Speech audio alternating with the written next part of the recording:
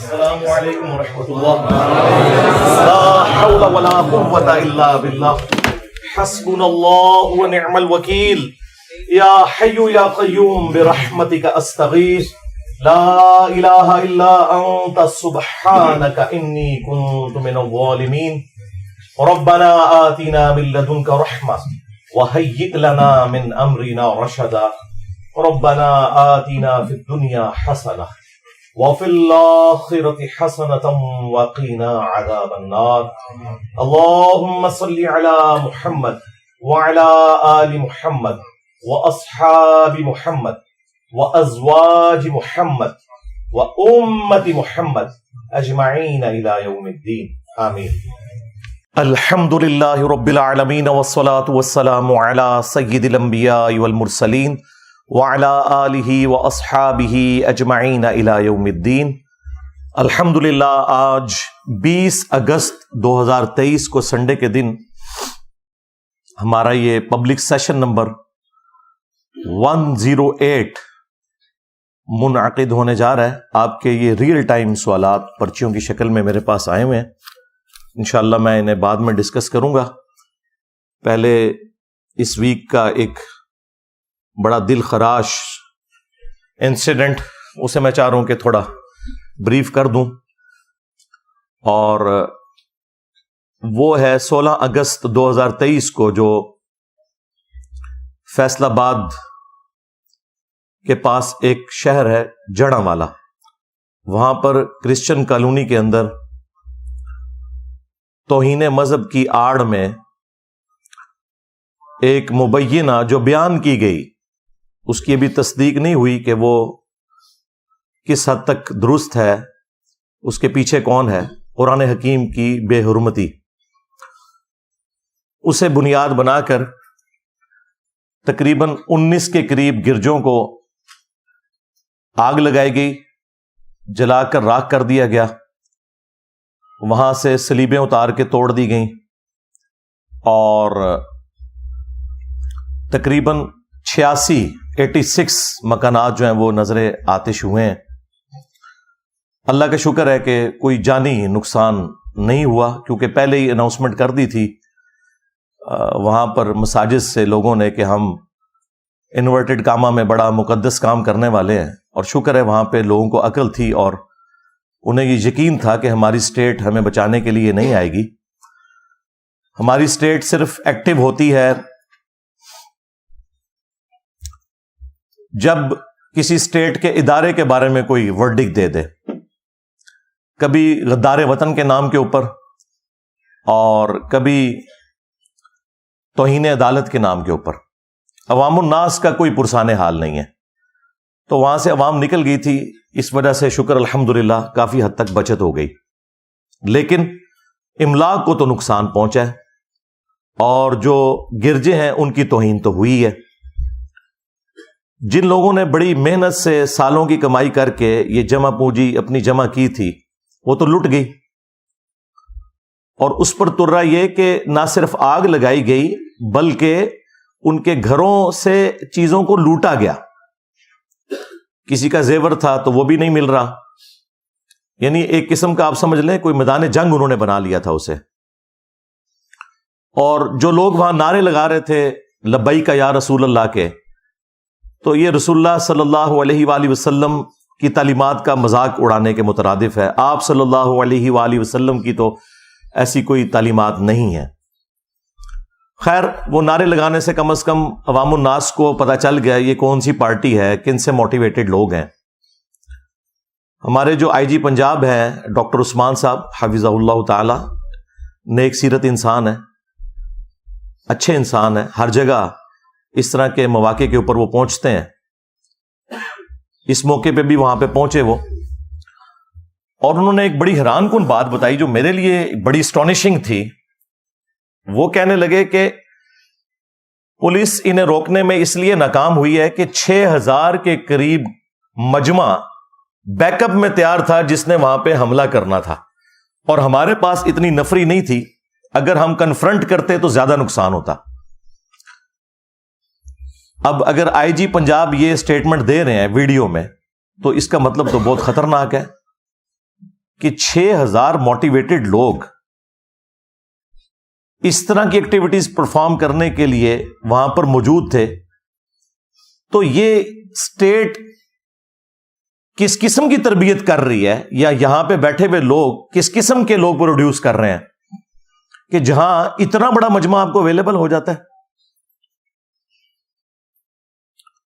Plus انہوں نے یہ بھی کہا کہ ہم اگر کوشش بھی کرتے ان کو روک نہیں سکتے تھے، اس لیے ہم نے پھر کوشش کی کہ جو لوگ یہاں سے نکل سکتے ہیں انہیں تو بچا کے نکالیں۔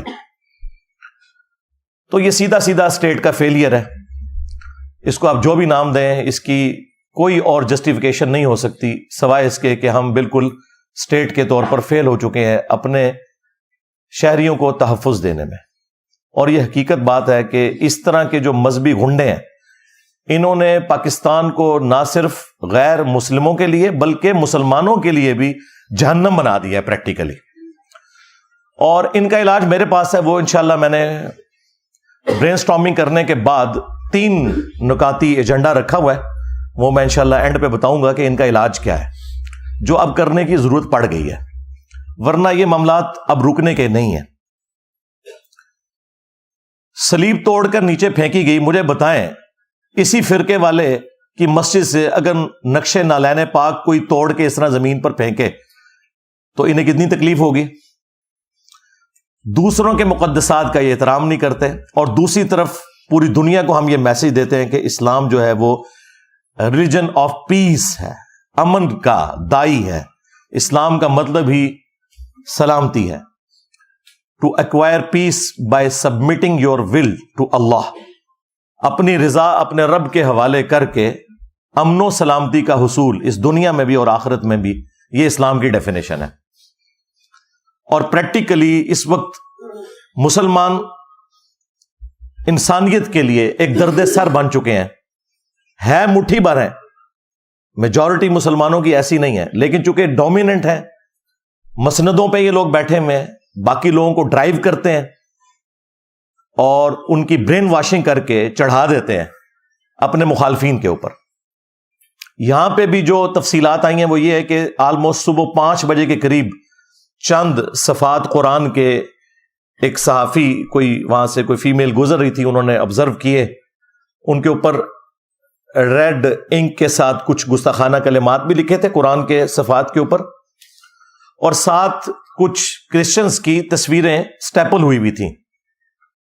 اب یہ خود ہی ڈاؤٹ فل چیز ہے کہ جو شخص توہین کرے گا وہ اپنی تصویر ساتھ سٹیپل کرے گا کہ میں کر رہا ہوں، تو اس سے تو لگتا ہے کہ یہ کوئی پری پلان تھا۔ اور یہ آئی جی پنجاب ڈاکٹر عثمان صاحب نے یہ بھی ساتھ بولا تھا کہ یہ سب کا سب معاملہ پلان تھا۔ تو 9 مئی اگر پلان ہو کے ہو تو ہم دیکھتے ہیں کس طریقے سے فوراً ساری گرفتاریاں 10,000 کے قریب ہو گئیں۔ 16 اگست 2023 جو میں سمجھتا ہوں اس سے بڑا واقعہ ہے، اور آپ خود مان رہے ہیں کہ یہ پلان ہے، اس کے اگینسٹ تو ہم نے اس کے مقابلے میں 6,000 بندے تو ہمیں اندر نظر نہیں آئے ہیں، وہ 100 بندے پکڑے ہیں، اور ان میں سے بھی اکثر ایسے ہیں جو بے قصور ہیں، وہ ثابت ہو جائے گا سوائے چند دے کے، اور جو اصل مجرم ہے جو پیچھے ان کو گائیڈ کر رہے ہیں وہ سکون سے اے سی والے کمروں میں بیٹھے ہوئے ہیں، تماشا دیکھ رہے ہیں۔ تو وہ چند صفحات تھے جن پہ ریڈ انک سے گستاخانہ کوئی جملے لکھے ہوئے تھے، وہ کسی کے پاس آ گئے، بس وہ پھر انہوں نے مسجدوں سے اعلان کر دیے۔ وہ آپ کو پتا ہے ایک کوئی وہ شکل سے لگ رہا تھا شاید اس نے کبھی نماز بھی نہ پڑھی ہو، ٹھیک ہے، اس نے کہا کہ جی مسلمانوں کب نکلو گے، اور وہ ویڈیو بڑے فخر سے بنوائی۔ اس کو تو خیر پکڑ لیا، یاسین نام ہے اس کا، اس کو تو انہوں نے اندر کیا ہوا ہے، لیکن ظاہر ہے اس کے پیچھے جو ماسٹر مائنڈ ہے جب تک وہ نہیں پکڑے جاتے تو ان کا کوئی علاج نہیں ہے۔ خیر اس کے بعد یہ سارا موب اکٹھا ہوا، بہرحال پھر بھی یہ 6-7 گھنٹے اسٹیٹ کے پاس تھے۔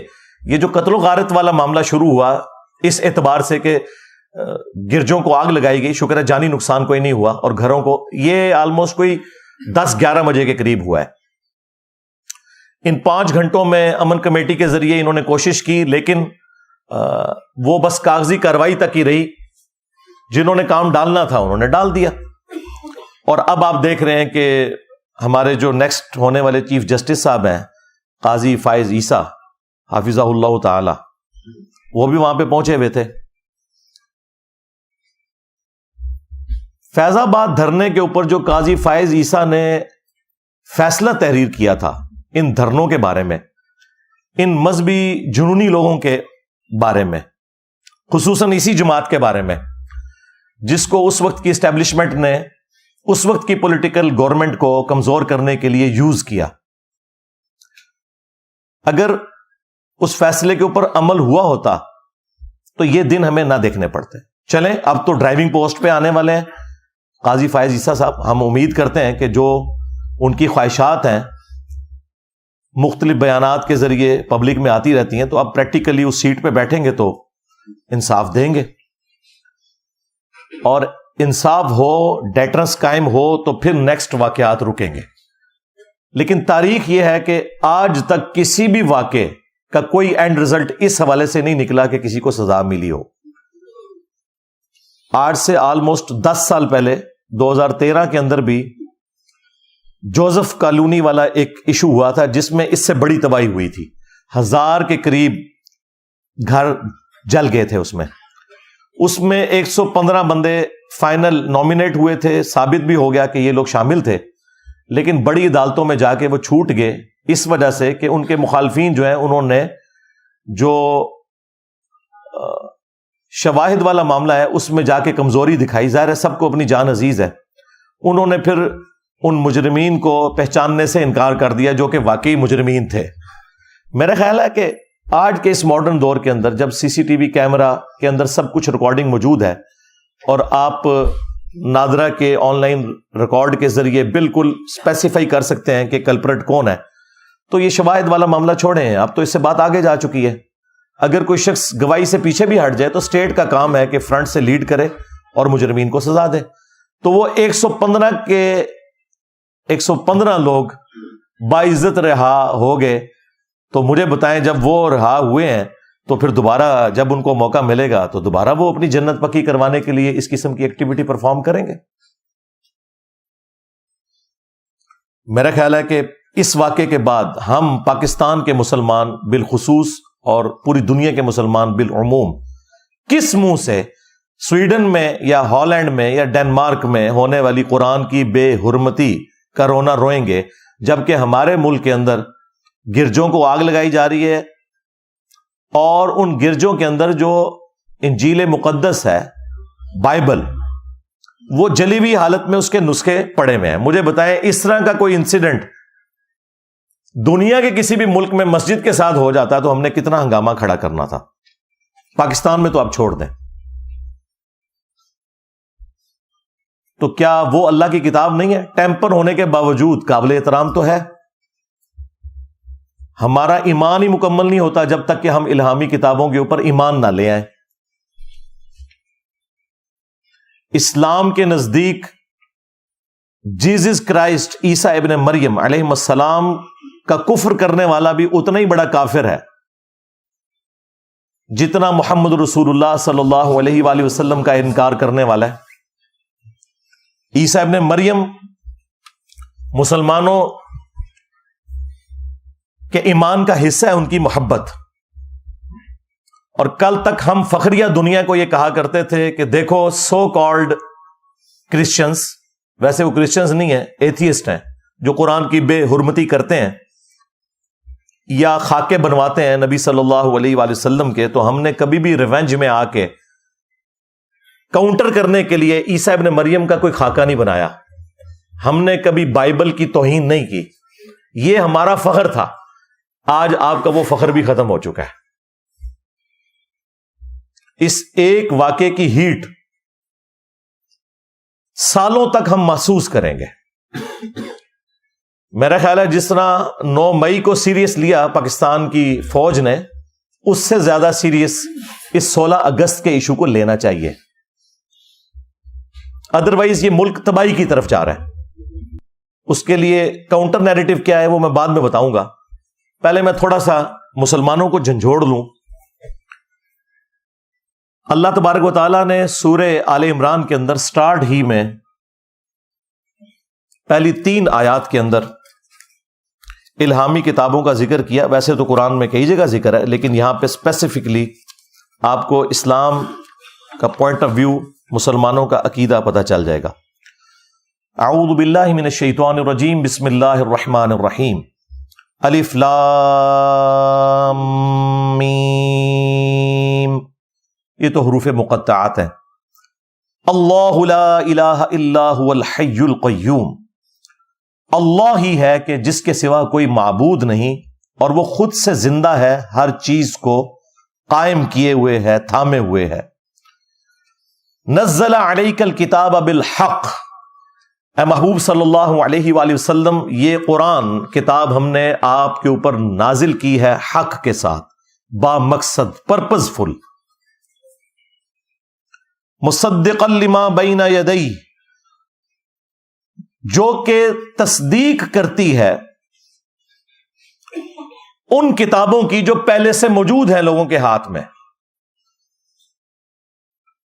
تصدیق اس اعتبار سے کرتی ہے کہ وہ کتابیں بھی اللہ کی کتابیں تھیں، اور پریکٹیکلی تصدیق اس اعتبار سے کرتی ہے کہ ان کتابوں میں آخری کتاب اور آخری پیغمبر صلی اللہ علیہ وآلہ وسلم کی پروفیسیز موجود تھیں، تو قرآن کا آنا اور نبی صلی اللہ علیہ وآلہ وسلم کا آ جانا ان کتابوں کی تصدیق ہوگی کہ پریکٹیکلی ان کی پروفیسی صحیح ثابت ہوئی۔ وَأَنزَلَ التَّوْرَاةَ وَالْإِنجِيلَ، اور اللہ ہی نے اتاری تورات بھی اور انجیل بھی، اولڈ ٹیسٹمنٹ بھی اور نیو ٹیسٹمنٹ بھی، من قبل، اس سے پہلے، قرآن کے نزول سے پہلے، ہدی للناس، انسانیت کی ہدایت کے لیے، وَأَنزَلَ الْفُرْقَانَ، اور اب اللہ تعالیٰ نے حق اور باطل میں تمیز کرنے والی کتاب نازل کر دی ہے، یعنی فائنل ٹیسٹمنٹ۔ اولڈ ٹیسٹمنٹ بھی اللہ نے نازل کیا، نیو ٹیسٹمنٹ بھی، اور یہ فائنل ٹیسٹمنٹ الفرقان، حق اور باطل میں تمیز کرنے والی کتاب، یعنی ان کتابوں کے اوپر یہ نگہبان ہے کتاب۔ یہاں سے آپ کو یہ پتا چل گیا کہ اسلام میں مسلمانوں کے نزدیک تورات ہو، انجیل ہو، یہ بھی ہدایت کی کتابیں ہیں، اور ان پر ایمان لانا ضروری ہے۔ ان کا سورس بھی وہی خدا ہے، وہی اللہ ہے، کہ جو سورس ہے قرآن کا۔ اب احترام کے پوائنٹ آف ویو سے، قرآن کا احترام تو ہمیں پتہ ہے، وہ تو بتانے کی ضرورت ہی نہیں ہے، وہ اتنا احترام ہے کہ ہم نے اسے غلاف میں لپیٹ کے رکھا ہوا ہے، کہیں کھولنا نہ پڑ جائے۔ لیکن یہ ٹیمپرڈ فارم میں جو کتابیں ہیں ان کا بھی احترام ہے۔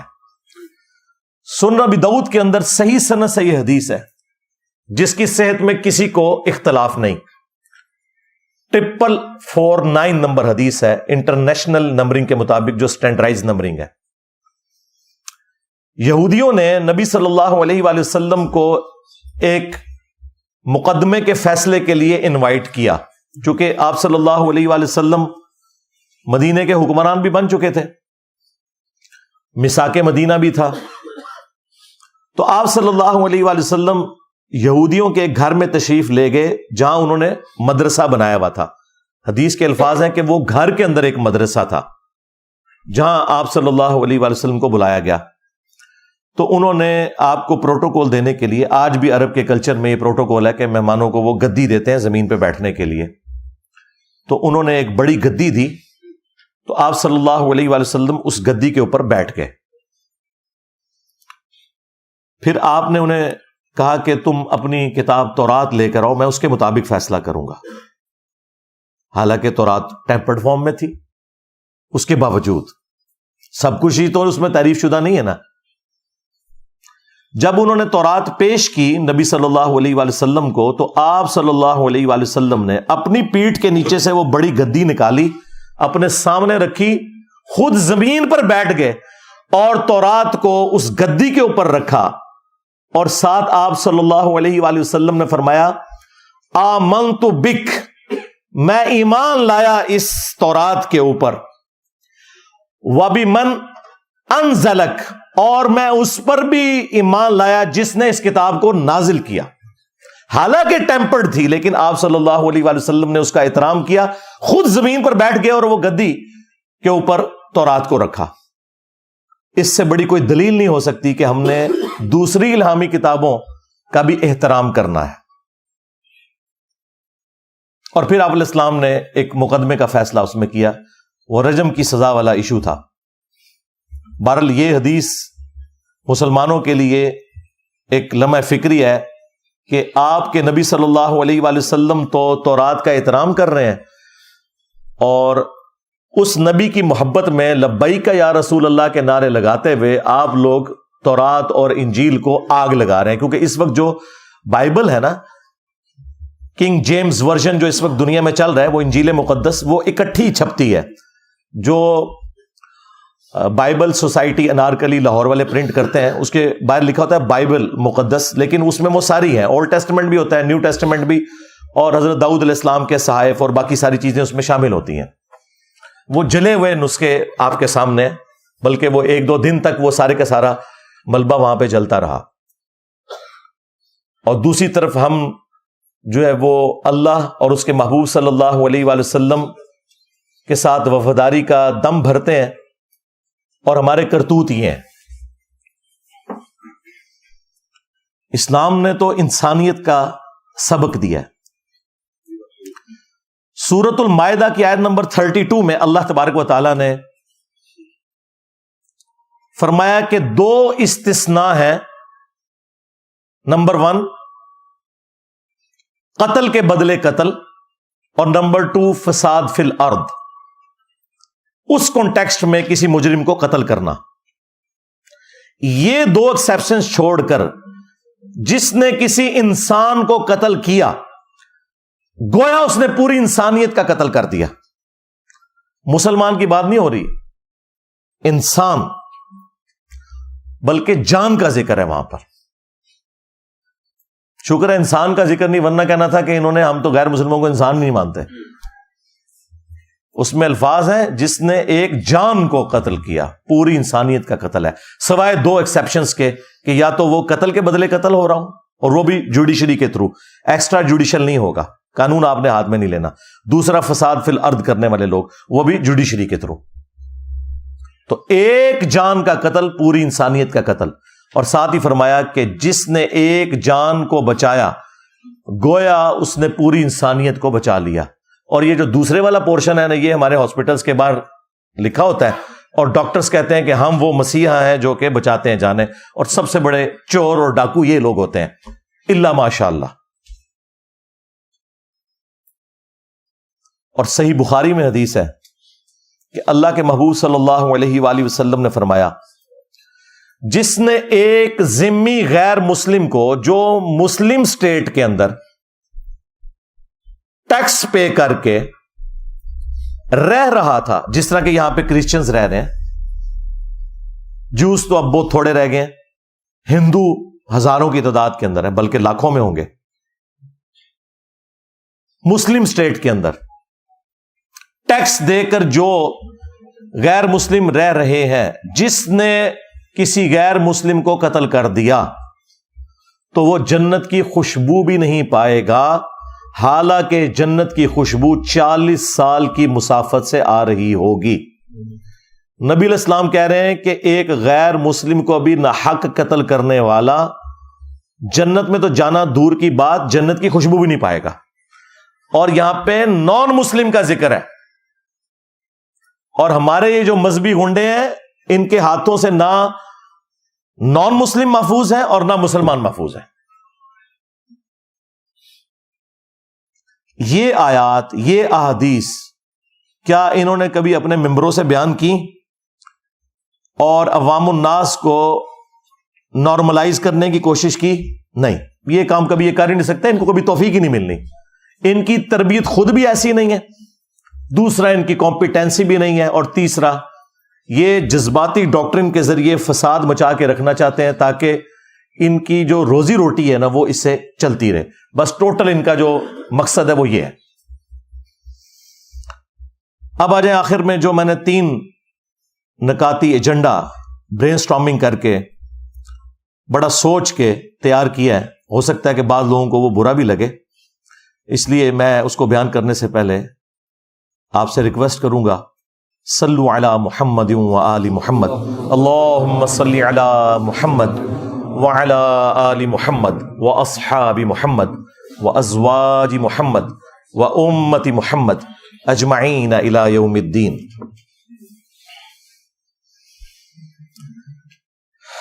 علمی پوائنٹ نمبر 1، یا آپ کہہ لیں کہ کاؤنٹر نیریٹو کا جو پوائنٹ نمبر 1 وہ ہے فوری انصاف. جب تک فوری انصاف نہیں ہوگا، نہ صرف اس معاملے میں بلکہ آج تک جتنے بھی اس طرح کے ایکسٹرا جوڈیشل معاملات ہوئے اور ان میں مجرمین آئیڈینٹیفائی ہوئے، ان کو سزائیں نہیں دی جائیں گی، تب تک مستقبل میں کبھی بھی ڈیٹرنس نہیں ہوگی. اس سے بھی آسان الفاظ میں سمجھاتا ہوں کہ جس طرح ہماری عدالتیں توہین عدالت کے مسئلے میں بڑی سینسٹیو ہیں، اور ہمارے ریاستی ادارے حب الوطنی کے نام کے اوپر کسی کو غدار وطن جب کہہ رہے ہوتے ہیں اور وہ سمجھ رہے ہوتے ہیں، اس معاملے میں جتنے وہ سینسٹیو ہیں، یا ابھی حالیہ جو یہ 9 مئی والا واقعہ ہوا، اس کے اوپر جتنے سینسٹیو ہیں، اور فوراً وہ سارے کے سارے معاملات انہوں نے طے کر لیے ہیں کہ اب یہ بھی ہوگا، یہ بھی ہوگا، وہ بھی ہوگا، اور سینٹ سے بھی انہوں نے اب فائنل اپروول کروا لی ہے، اور کتنی انہوں نے ایکٹس کے اندر تبدیلیاں کروا لی ہیں. اسی طرح کے معاملات جب تک یہ مذہبی گھنڈوں کے لیے نہیں ہوتے نا، جنہوں نے پاکستان کو جہنم بنا دیا پریکٹیکلی، مسلمانوں کے لیے بھی اور غیر مسلمز کے لیے بھی، اس معاملے میں سے کچھ بھی نہیں نکلنے والا. اور یہ جو تھوڑی بہت آپ کو پالیسی کا شفٹ بھی پچھلے کچھ سالوں میں نظر آیا نا، اس میں بھی ہمارے ریاستی اداروں کا اس حوالے سے کوئی پلان نہیں تھا کہ انہوں نے یہ کام کرنا ہے. وہ اسی طریقے سے چل رہے تھے کہ مولویوں کو انہوں نے بھرتی کیا ہوا تھا، نان اسٹیٹ ایکٹرز کو اپنے مقاصد کے لیے یوز کرتے تھے، اور پھر مولوی ان کا بھی کام کرتے تھے اور اپنا بھی کام نکالتے تھے. اور یہ باتیں میں اس وقت سے کر رہا ہوں جب انہوں نے گود لیا ہوا تھا. اس وقت کو بات کرنا بھی ایک بڑی دلیری کا کام تھا. آج تو یہ خود کہہ رہے ہیں کہ جی یہ ہمارے گاٹے فٹ ہو گئے، لیکن ان کو اس وقت ہماری بات نہیں سمجھ آئی. میری 2012-13 کی ویڈیوز یوٹیوب پہ اپلوڈ ہے، نیچے اپلوڈنگ ڈیٹ بھی آ جائے گی، میں اس وقت کیا باتیں کر رہا تھا. آج بھی ان کو عقل نہیں آنی تھی اگر FATF حافظہ اللہ تعالی نہ ہوتا، ہاں، اور ان کے چندے بند نہ ہوتے جو باہر سے فنڈ لیتے ہیں، تو کبھی بھی انہوں نے اپنی اصلاح نہیں کرنی تھی. یہ جو ضرب عزب یا رد الفساد، یہ جو فوجی آپریشنز ہیں، یہ کرولریز ہیں، یہ بچے ہیں. اصل مسئلہ وہ ہوا ہے FATF والا. اگر وہ نہ ہوتا تو آج ہمیں اس کی ہوش ہی کو نہیں تھی آنی. تو جب تک فوری انصاف نہیں ہوگا، جس طرح کے اپنے معاملات میں فوراً میڈیا کو بھی کنٹرول میں کرتے ہیں، صحافیوں کو بھی پکڑ لیتے ہیں، احتجاج کرنے والوں کو بھی پکڑ لیتے ہیں، اور مقدمات ان کے اوپر بنا کے آگے معاملات کو لے کے چلتے ہیں، جب تک اس طرح کا سپیڈی ٹرائل ان مذہبی گنڈوں کا نہیں ہوتا، کچھ بھی نہیں نکلے گا. علمی پوائنٹ نمبر 2 یا کاؤنٹر نیریٹو کا پوائنٹ نمبر 2، میں نے ایک ٹرم اس حوالے سے انٹروڈیوس کی ہے کہ ابھی تک جو فوجی آپریشنز تھے نا، جو بڑے دو ہوئے FATF کی وجہ سے، ضرب عزب اور رد الفساد، اب ایک اور فوجی آپریشن لانچ ہونا چاہیے. اس کا نام ہونا چاہیے رد النفاق، کیونکہ یہ بیسیکلی جو مذہبی دہشت گرد ہے نا، یہ منافق ہے عملاً. عقیدے میں چلے ہم ان کے کلمے کا احترام کرتے ہیں، عملاً یہ منافق ہیں. اور ان منافقین کے رد کے لیے ایک آپریشن لانچ ہونا چاہیے، رد النفاق. اس کا نام رکھیں رد النفاق، جس نے رد الفساد رکھا تھا نا انہوں نے، رد النفاق. جو اس طرح کے منافقین ہیں جو اسلام کی صفوں میں گھسے ہوئے ہیں، خواہ وہ مسلمان بن کے ہیں یا جس طریقے سے بھی، ان کے خلاف آپریشن ہونا چاہیے. اور اس کے لیے کیا کیا جائے؟ اس میں اس قسم کے جتنے بڑے بڑے لوگ ہیں ان سے گن پوائنٹ کے اوپر اس طرح کے تمام ماضی کے جو واقعات ہیں، یا جو یہ حالیہ واقعہ ہوا جڑا والا، اس کی مذمت کروائی جائے. یعنی کہ آپ کی لینگویج میں پریس کانفرنس کروائی جائے. ہاں، اور سمجھ آئے گی. جس طرح 9 مئی کے بعد پریس کانفرنسز کروائی گئی ہیں نا، یہ صرف سافٹ ٹارگٹ پولیٹیشنز ہی ہوتے ہیں کہ ان سے آپ پریس کانفرنسز کروا لیتے ہیں. مولوی تو کوئی آپ کے قابو نہیں آتا. میں نے تو کوئی اس قسم کا گنڈا مولوی نہیں دیکھا جس نے کبھی دبے الفاظ میں بھی مذمت کی ہو. بلکہ کل میں رات کو دیکھ رہا تھا، وہ ہمارے جو بھائی ہیں چھوٹے، اقرار الحسن، وہ سرعام پروگرام کرتے ہیں، تو وہ پریکٹیکلی وہاں کے جو حالات انہوں نے دکھائے ہیں، یقین کریں میرے تو آنکھوں میں آنسو آ گئے. میں نے جو وہاں لوگوں کی حالت دیکھی ہے, ٹھیک ہے. اب ایک امیر آدمی کو اس سے کیا غرض کہ ایک غریب آدمی کے لیے بچی کا جہیز کا زیور کتنی بڑی اہمیت رکھتا ہے, جو لوٹ لیا آپ نے اسلام کے نام کے اوپر. یہ پتہ نہیں کون سا اسلام ہے. ایک بار گھر جل جائے, ختم ہو جائے, تو دوبارہ پھر اس زندگی میں انسان نہیں بنا سکتا. زندگی میں ایک ہی گھر بنایا جاتا ہے. ایک غریب آدمی, ان میں سے کئی لوگ کرائے پہ بھی رہ رہے تھے. تو اینڈ پہ اس نے نا کچھ مولویوں کے بھی انٹرویو کیے ہیں, تو میں بڑا پازیٹیولی بیٹھا تھا. میں نے کہا یہ مولوی بھی کنڈیم کریں گے جو وہاں کی عمل میں. کسی نے ایک جملہ بھی نہیں بولا. وہ سارے کہہ رہے ہیں جی ہمیں قرآن شریف پڑھنا چاہیے تاکہ ہمیں پتہ چلے کہ قرآن کی کیا اہمیت ہے اور قرآن کی بے رحمتی نہیں ہونی چاہیے. اس واقعے کو انہوں نے ڈسکس تک نہیں کیا, حالانکہ ٹاپک ان سے یہ پوچھا جا رہا تھا. تو اس کا مطلب یہ ہے کہ رد النفاق ضروری ہے. میں کہتا ہوں اس کے اوپر اب سوشل میڈیا کے اوپر کمپین چلنی چاہیے کہ آپریشن رد النفاق لانچ کیا جائے. ان غنڈے مولویوں کو ان سے پریس کانفرنسز کروائی جائیں. جتنی بھی دہشت گرد تنظیمیں ہیں اس قسم کی مذہب کے نام کے اوپر, ان سے لا کر بیان دلوائے جائیں اور وہ اس کی مذمت کریں. اور ساتھ ہی ساتھ جو شریف النفس قسم کے علماء ہیں جن کے ڈنگ نکلے ہوئے ہیں یا ہے ہی نہیں بیچاروں کے, ممی ڈیڈی قسم کے, جس طرح مولانا طارق جمیل صاحب, مفتی تقی عثمانی صاحب, مفتی منیب الرحمان صاحب, ثاقب رضا مصطفی, اس قسم کے جو لوگ ہیں نا, ان لوگوں کو جن کی فین فالوئنگ بہت زیادہ ہے, اس میں کوئی شک نہیں ہے, ان لوگوں کو فرنٹ پہ لا کے یہ تو بغیر کسی دھمکی کے بھی پریس کانفرنس کرنے کے لیے تیار ہو جائیں گے. شریف لوگ بےچارے, ہاں, خود وکٹم ہے انہی دہشت گرد تنظیموں کے یہ لوگ. ان سے کم از کم ان سے تو بیانات دلوائے جائیں ان لوگوں کے خلاف جنہوں نے یہ ایکٹیویٹی پرفارم کی.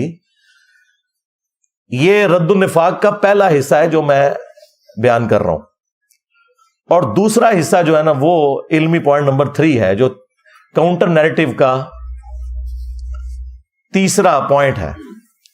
یہ بھی میں آج آن ایئر پہلی دفعہ, اس کے لیے میں نے ٹرم سوچی میں کیا ڈیوائز کروں. آپ کو پتا ہے کہ یورپ کی ترقی کے پیچھے جو سب سے بڑی ایکٹیویٹی ہے نا, وہ یہ کہ انہوں نے علماء کو, جو ان کے پادری تھے, مولوی جن کو آپ کہہ لیں, ان سے جان چھڑا لی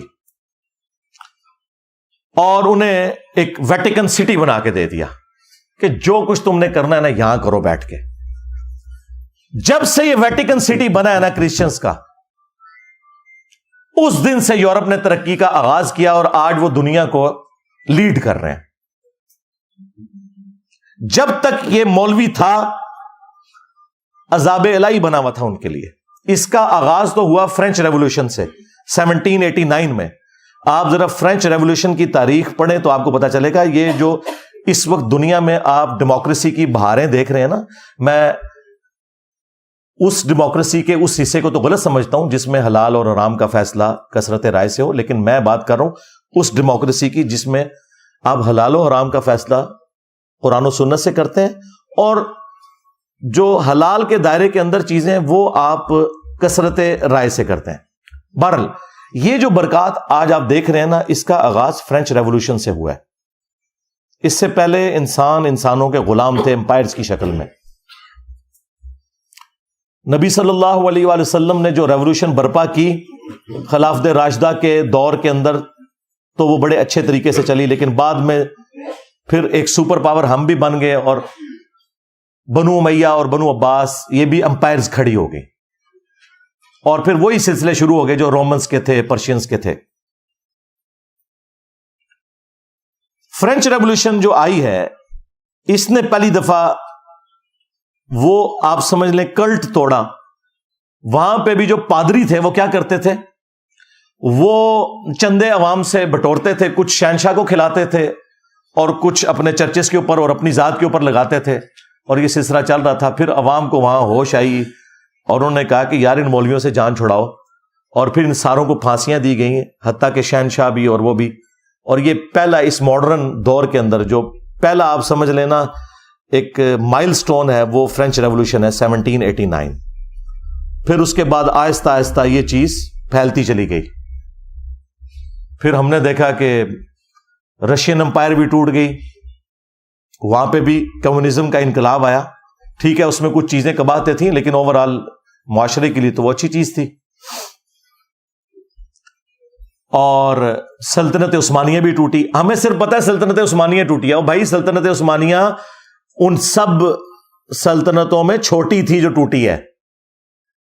گریٹ برٹن ٹوٹ گیا, جو انسانی تاریخ میں سب سے بڑی حکومت, جہاں سورج ہی غروب نہیں ہوتا تھا. اتنی بڑی حکومت تو کبھی بھی کسی نے نہیں کی ہے, نہ منگولوں نے کی نہ مسلمانوں نے کی جو گریٹ برٹن کی تھی. یعنی پورا سب کانٹیننٹ ان کے پاس تھا, اندازہ کریں. اور ادھر سے آسٹریلیا اور وہ سارے علاقے اور پھر افریقہ تک ان کی حکومت وہ بھی ٹوٹ گئی. جرمنی کی حکومت بھی ٹوٹی. یہ ساری کی ساری امپائرز ٹوٹنا شروع ہوئی, لیکن آغاز ہوا فرینچ ریولوشن سے. اور اس کو اگر آپ سٹڈی کریں گے تو آپ کو پتا چلے گا وہاں بھی مسئلہ مولوی تھا. یہ آج آپ جو سکون کی زندگی دنیا میں گزار رہے ہیں نا, آپ نے ارطغرل ڈرامے میں, وہ تو زیادہ تر تو ڈرامہ ہی ہے اس کے اندر, لیکن اوور آل جو چیز دکھائی گئی ہے نا, یہی ہوتا تھا کہ لوگ بےچارے دن کے وقت شکار کرنے گئے ہیں, واپسی پہ آئے تو سارے فیملی ممبرز ہی قتل ہو گئے ہیں, کسی قبیلے نے حملہ کیا اور سارا کچھ ملیا میٹ کر دیا. اب تو اس طرح نہیں ہوتا. یہ ساری برکات ہے فرینچ ریولوشن کی اور اس کے بعد امپائرز گرنے کی. اور پھر آخری جو بلو ہوا ہے نا, وہ سیکنڈ ورلڈ وار ہے. ہٹلر ایک اس دنیا کے لیے عذاب الہی تھا, لیکن اس کا فائدہ یہ ہوا کہ ہٹلر کی ان جنگوں کی وجہ سے, اگرچہ وہ جنگ تو ہار گیا, لیکن گریٹ برٹن اتنی کمزور ہو گئی کہ انہیں مجبوراً ہمیں آزادی دینی پڑی. یہ آپ کو جو بتایا جاتا ہے نا ہمارے بزرگوں کی قربانیاں, یہ بزرگوں کی قربانیاں بعد میں ہیں جو پارٹیشن کے وقت ہوئی. بیسیکلی گریٹ برٹن اس امپائر کا بوجھ اب اٹھا ہی نہیں سکتی تھی. ان کے پاس اتنے ریسورسز نہیں رہے تھے, کیونکہ وہ اس دوسری جنگ عظیم میں اتنے کمزور ہو گئے تھے کہ یہ معاملات چلا نہیں سکتے تھے. اگر وہ دوسری جنگ عظیم نہ ہوئی ہوتی نا تو آج یہاں پہ بلٹ ٹرین چل رہی ہوتی. ہاں, یعنی انگریز بیٹھے ہوتے ہیں. ہاں,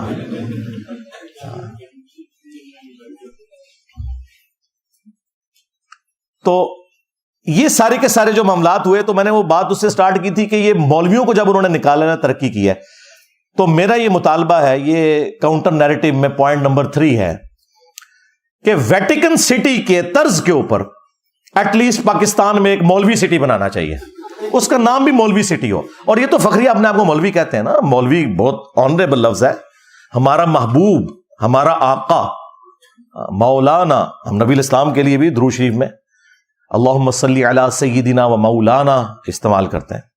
اللہ کے لیے بھی ہوتا ہے انت مولانا, لیکن وہ پھر اور معنوں میں ہو جائے گا, وہ تو الٹیمیٹ معنی ہے. لیکن یہاں پہ تو مولوی سٹی بنایا جائے جسٹ لائک ویٹیکن سٹی, اور اس طرح کے سارے مولوی وہاں پہ بھیج دیے جائیں. میں نہیں کہتا کہ انہیں آپ پھانسی چڑھائیں, وہاں انہیں رکھیں, ساری فیسلٹیز دیں ان کو, اور جو جو بندہ اس کے لیے کوالیفائی کرتا ہے نا, اسے وہاں پہ یہ رکھنا شروع کر دیں.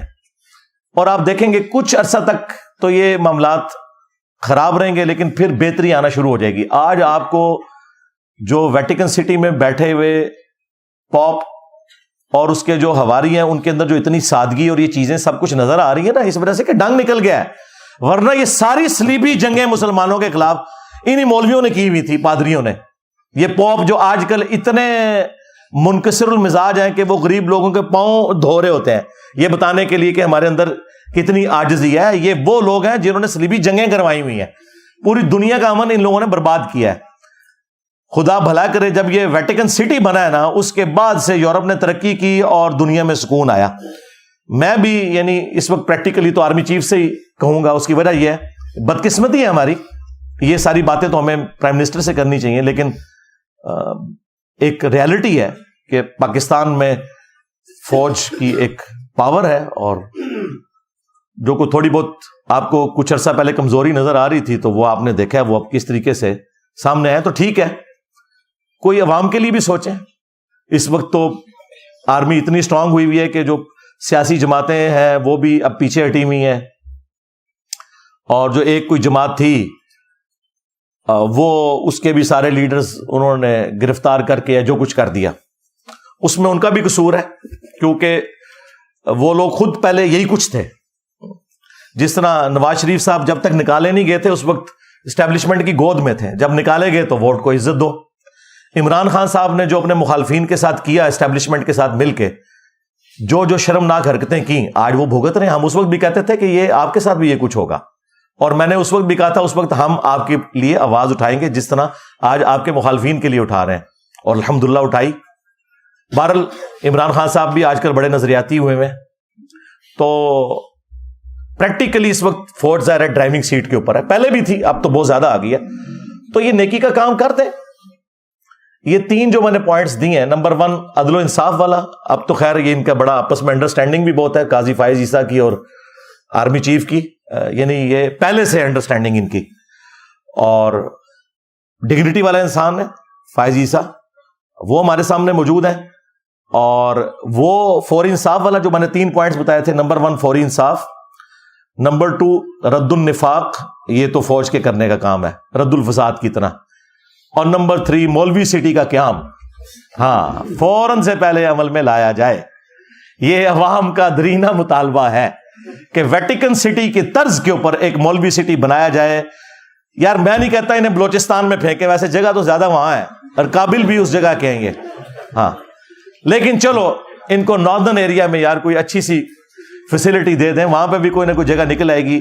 اس قوم کی جان چھڑائے, انہوں نے جہنم بنا دیا ہے اس ملک کو, مسلمانوں کے لیے بھی اور غیر مسلموں کے لیے بھی. ٹھیک ہے, ہاں جو اچھے لوگ ہیں ہم ان کی تعریف کرتے ہیں, وہ تو ٹھیک ہے, ان کو رہنا چاہیے. لیکن جو اس قسم کے غنڈے ہیں, ان سے عوام کی جان فوج ہی چھڑوا سکتی ہے. پھر ظاہر اس کے لیے آرمڈ کنفلکٹ ہوگا, یہ ذہن میں رکھیے گا. اتنی جلدی یہ لوگ اپنی جان نہیں چھوڑیں گے. اسلام کو بھی مجبوراً تلوار اٹھانی پڑی ہے. رومنز اور پرشینز کو اکھاڑنا کوئی آسان کام تھا, بدماش کو اپنی پوسٹ چھوڑتا ہے. اور اس طرح کا جو آرمڈ کنفلکٹ ہے وہ بالکل جائز ہے. بلکہ وہ اگلے دن آرمی چیف نے تقریر میں خوارج کی ٹرم استعمال کی ہے مذہبی دہشت گردوں کے لیے. لیکن یہ بھی خوارج ہیں جن کو آپ اپنا ایسٹ سمجھے ہوئے ہیں, یہ بھی خوارج ہی ہیں. ہاں, ان کو اپنا ایسٹ نہ آپ لوگ سمجھیں, یہ بھی مصیبت بنے ہوئے ہیں. یہ تو نہیں کہ جب اے پی ایس پہ حملہ ہوگا تو پھر ہی کوئی ایکٹیویٹی پرفارم ہوگی. یہ عوام کو تو کاٹ رہے ہیں اتنے عرصے سے. تو یہ مولوی سٹی کا قیام بہت زیادہ ضروری ہے, اور عام کنفلکٹ ہو تو ضرور ہو. آپریشن رد النفاق کے نام سے لانچ کیا جائے. اور اللہ تعالیٰ نے سورۃ الحج میں آیت نمبر 40 میں ارشاد فرمایا کہ اگر اللہ تعالیٰ بعض لوگوں کو بعض سے ٹکروا کر, یعنی جنگوں کا معاملہ نہ کرتا, تو کوئی خانقاہ, کوئی گرجا, کوئی معبد جو یہودیوں کے عبادت خانے, اور کوئی مساجد یہ سلامت نہ رہتی کہ جہاں پر اللہ کا کثرت سے ذکر کیا جاتا ہے. اسلام نے تمام مذاہب جو آسمانی ہیں ان کی عبادت گاہوں کے بارے میں کہا کہ یہ قائم ہے, اور ان میں اللہ کا ذکر اس لیے ہو رہا ہے کہ بعض کو بعض سے اللہ تعالیٰ ٹکرواتا ہے. یعنی جو جہاد ہے, قتال ہے, جو صحیح کاز کے لیے ہو, یہ اس کی برکت سے یہ سب کچھ ہوتا ہے. دیکھ لیں کرسچنز جب پورے عروج پہ تھے, یہودیوں کو گھسنے نہیں دیتے تھے یروشلم میں. یہ تو بیت المقدس جب سیدنا عمر نے فتح کیا تو انہوں نے انٹرنیشنل سٹی ڈکلیئر کیا اور یہودیوں کو آنے کی اجازت ملی. تو وہ اگر آرمڈ کنفلکٹ سیدنا عمر نہ کرتے, جنگ یرموک نہ ہوئی ہوتی, تو یہودی اپنے اس علاقے میں واپس جا سکتے تھے یا وہاں زیارت کے لیے جا سکتے تھے. تو اس طرح کا آرمڈ کنفلکٹ تو کرنا پڑتا ہے. باقی اسلام نے کبھی تلوار کی زور پہ کسی کو اسلام میں داخل نہیں کیا. ہاں, وہ سورۃ البقرہ میں واضح آیت ہے, لا اکراہ فی الدین قد تبین الرشد من الغی. دین قبول کرنے کے معاملے میں کسی کے اوپر کوئی جبر نہیں ہے. اللہ تعالیٰ نے ہدایت کو گمراہی سے الگ کر کے بیان کر دیا ہے. اب جس کی مرضی وہ قبول کرے, جس کی مرضی نہ قبول کرے. اینڈ پہ میں پھر ریکویسٹ کروں گا کہ انصاف کا دامن تھاما جائے, اور فوراً سے پہلے کوئی اس معاملے میں حق کی آواز سننے کو ملے ہمارے بڑوں کی طرف سے, چیف جسٹس کی طرف سے, آرمی چیف کی طرف سے. پرائم منسٹر تو اس وقت پریکٹیکلی کوئی ہے ہی نہیں ہے کیونکہ الیکٹڈ بندہ نہیں ہے, لہٰذا وہ تو ایک برکت کے لیے ہیں, ان کا بھی چلے نام لے دیتے ہیں, وہ بھی خوش ہو جائیں. تو جب کوئی الیکٹڈ پرائم منسٹر آئے، کوئی بھی آئے جو عوام کا نمائندہ ہو، تو اس کے لیے میں پہلے ریکویسٹ کر رہا ہوں کہ آپ نے حق کے لیے، انصاف کے لیے کھڑے ہونا ہے عوام کے ساتھ. اور سورۃ المائدہ میں اللہ تعالیٰ نے یہاں تک فرمایا کہ اے ایمان والو، اللہ تعالیٰ کے لیے گواہی دیتے ہوئے انصاف کے لیے کھڑے ہو جاؤ، اور تمہیں کسی قوم کی دشمنی اس پر نہ ابھارے. وَلَا يَجْرِمَنَّكُمْ شَنَآنُ قَوْمٍ عَلَىٰ أَلَّا تَعْدِلُوا اعْدِلُوا هُوَ أَقْرَبُ لِلتَّقْوَىٰ. کسی قوم کی دشمنی تمہیں اس پر نہ ابھارے کہ تم انصاف کا راستہ چھوڑ دو. انصاف کرو، یہی تقوی کے قریب ہے. آپ نے یہ نہیں دیکھنا کہ اس میں اب رگڑا ہمارے مسلمان بھائیوں کو لگ رہا ہے، نہیں، رگڑا لگانا ہے، تب ہی آپ پاکستان کو ایک بہتر مستقبل دے سکتے ہیں. میں اس پہ اور بھی کافی دیر بول سکتا تھا، لیکن وہ پھر ویڈیو بہت لمبی ہو جائے گی. لیکن میں نے اتنی بات کی ہے کہ جو عوام الناس تک پہنچے اور بڑوں تک پہنچے، اور سوشل میڈیا کے ذریعے یہ آواز بلند ہو کہ اب پاکستان کو جو آپ لوگوں نے جہنم بنایا ہوا ہے، خدا کے لیے ان لوگوں سے ہماری جان ہمارے بڑے چھڑوائیں. اور کاؤنٹر نیریٹو بھی میں نے دے دیا ہے. یعنی لوگ کہتے ہیں کہ صرف لوگ چیختے ہیں، میں تو ہر کریٹیکل ٹاپک کے اوپر بولتا ہوں، پھر کاؤنٹر نیریٹو بھی اور اس کا سولوشن بھی دیتا ہوں. اینڈ پہ ہم دعا کرتے ہیں پاکستان کے لیے بالخصوص، اور باقی مسلم امت کے لیے بالعموم، اور باقی پوری انسانیت کے لیے بالعموم، کہ اللہ تعالیٰ اس دنیا کو رہنے کے قابل جگہ بنائے. اللہم انی اسألک بانک انت اللہ لا الہ الا انت الاحد الصمد الذی لم یلد ولم یولد ولم یکن له کفوا احد والہکم الہ واحد لا الہ الا هو الرحمن الرحیم. الف لام میم. اللہ لا الہ الا هو الحی القیوم. اللہم صلی علی محمد وعلی آل محمد. اللہم ربنا آتنا فی الدنیا حسنہ وفی الآخرۃ حسنۃ وقنا عذاب النار. ربنا آتنا من لدنک رحمہ وہیئ لنا من امرنا رشدا. اللہم احسن عاقبتنا فی الامور کلہا وَأَجِرْنَا مِنْ خِزْيِ الدُّنْيَا وَعَذَابِ الْآخِرَةِ.